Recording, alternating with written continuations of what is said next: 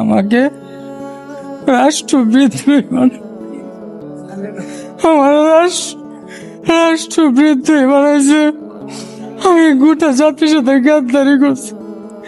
আমার কষ্ট বুকটা বেটে যায়। যে ভাইগুলো আমার জন্য টাকা তুলছে সে ভাইগুলাই আজকে আমার বিরুদ্ধে গেছে। আমি ক্যান্সার, আমার মা 2022 সালে ক্যান্সারে মারা গেছে। কোনো ব্যক্তি ক্যান্সার নিয়ে মৃত্যু কথা কয়?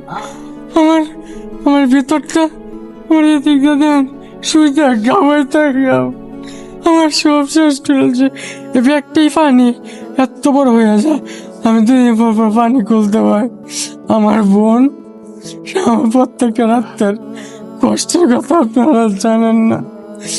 আমার আমার ফিজে থেকে বের করার পর আমাকে অনেক জায়গায় গেছি।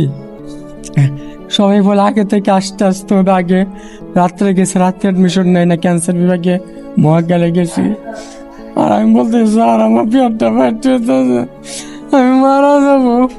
আমি মানুষ আমার ভুল বুঝে কোথায় আমাকে নেয় না।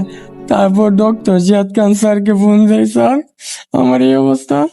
বলে বাবা তুমি আমার ইউপিএসসি হসপিটাল আসো। তখন ইউপিএসসি শঙ্কর হসপিটাল আমি যাই। সেখানে যাওয়ার পরে আমার পানি খুলে আমি একটু শান্তি